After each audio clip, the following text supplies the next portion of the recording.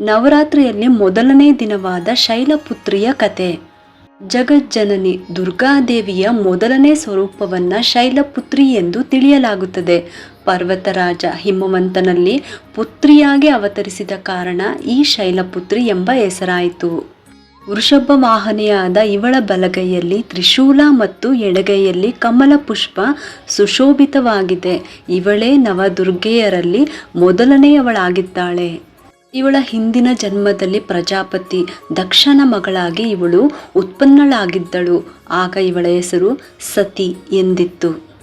ಇವಳ ವಿವಾಹವು ಶಂಕರನೊಡನೆ ಆಗಿತ್ತು. ಒಮ್ಮೆ ಪ್ರಜಾಪತಿ ದಕ್ಷನು ಒಂದು ಬಹುದೊಡ್ಡ ಯಜ್ಞ ಮಾಡಿದನು.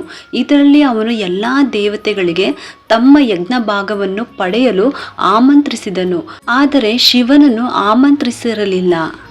ತನ್ನ ತಂದೆಯು ಒಂದು ವಿಶಾಲ ಯಜ್ಞದ ಅನುಷ್ಠಾನವನ್ನು ಮಾಡುತ್ತಿದ್ದಾನೆ ಎಂದು ಸತಿಯು ಕೇಳಿದಾಗ ಅಲ್ಲಿಗೆ ಹೋಗಲು ಅವಳ ಮನಸ್ಸಾಯಿತು. ತನ್ನ ಈ ಬಯಕೆಯನ್ನು ಆಕೆಯು ಶಿವನ ಬಳಿ ತಿಳಿಸಿದಳು. ಎಲ್ಲವನ್ನು ವಿಚಾರ ಮಾಡಿ ಕೊನೆಗೆ ಶಿವನು ಹೇಳಿದನು, ಪ್ರಜಾಪತಿ ದಕ್ಷನು ಯಾವುದೋ ಕಾರಣದಿಂದ ನನ್ನಲ್ಲಿ ಕೋಪಗೊಂಡಿರುವನು. ತನ್ನ ಯಜ್ಞದಲ್ಲಿ ಅವನು ಎಲ್ಲ ದೇವತೆಗಳನ್ನು ಆಮಂತ್ರಿಸಿ ಅವರಿಗೆ ಅವರವರ ಯಜ್ಞ ಭಾಗವನ್ನು ಅರ್ಪಿಸಿರುವನು. ಆದರೆ ನಮ್ಮನ್ನು ಉದ್ದೇಶಪೂರ್ವಕವಾಗಿ ಕರೆಯಲಿಲ್ಲ, ಯಾವುದೇ ಸೂಚನೆಯೂ ಕೊಡಲಿಲ್ಲ. ಇಂತಹ ಸ್ಥಿತಿಯಲ್ಲಿ ನೀನು ಅಲ್ಲಿಗೆ ಹೋಗುವುದು ಯಾವುದೇ ಪ್ರಕಾರದಿಂದ ಶ್ರೇಯಸ್ಕರವಲ್ಲ.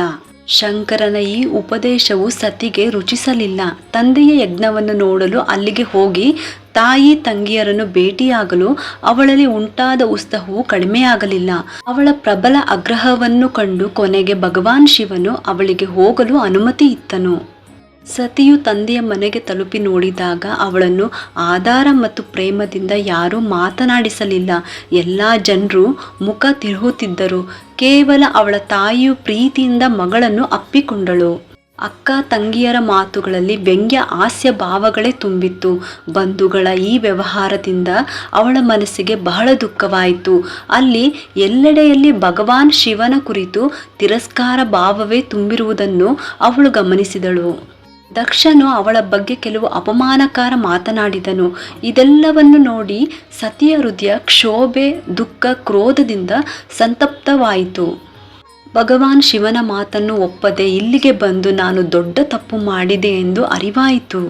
ಅವಳು ತನ್ನ ಪತಿ ಭಗವಾನ್ ಶಂಕರನ ಈ ಅಪಮಾನವನ್ನು ಸಹಿಸದಾದಳು. ಅವಳು ತನ್ನ ಆ ರೂಪವನ್ನು ಕೂಡಲೇ ಅಲ್ಲೇ ಇದ್ದ ಯೋಗಾಗ್ನಿಯಲ್ಲಿ ಸುಟ್ಟು ಭಸ್ಮ ಮಾಡಿಕೊಂಡಳು.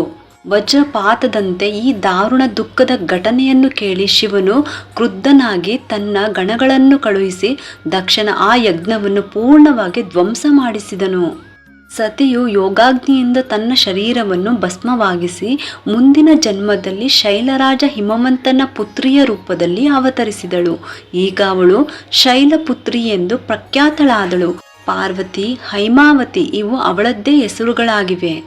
ಉಪನಿಷತ್ತಿನ ಒಂದು ಕಥೆಯಂತೆ ಇವಳೇ ಹೈಮಾವತಿ ರೂಪದಿಂದ ದೇವತೆಗಳ ಗರ್ಭವನ್ನು ಕಳೆದಿದ್ದಳು. ಶೈಲಪುತ್ರಿ ದೇವಿಯ ವಿವಾಹವು ಶಿವನೊಡನೆಯೇ ನಡೆಯಿತು. ಹಿಂದಿನ ಜನ್ಮದಂತೆಯೇ ಈ ಜನ್ಮದಲ್ಲಿಯೂ ಅವಳು ಶಿವನ ಅರ್ಧಾಂಗಿನಿಯಾದಳು.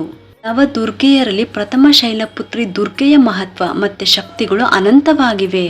ನವರಾತ್ರಿಯ ಮೊದಲನೇ ದಿನದ ಪೂಜೆಯಲ್ಲಿ ಇವಳ ಪೂಜೆ ಉಪಾಸನೆ ಮಾಡಲಾಗುತ್ತದೆ. ಈ ಮೊದಲನೇ ದಿನದ ಉಪಾಸನೆಯಲ್ಲಿ ಯೋಗಿಗಳು ತಮ್ಮ ಮನವನ್ನು ಮೂಲಾಧಾರ ಚಕ್ರದಲ್ಲಿ ನೆಲೆಗೊಳಿಸುತ್ತಾರೆ. ಇಲ್ಲಿಂದಲೇ ಅವರ ಯೋಗ ಸಾಧನೆಯು ಪ್ರಾರಂಭವಾಗುತ್ತದೆ. ಇಲ್ಲಿಗೆ ನವರಾತ್ರಿಯ ಮೊದಲನೇ ದಿನವಾದ ಶೈಲಪುತ್ರಿಯ ಕತೆ ಸಂಪೂರ್ಣವಾಯಿತು.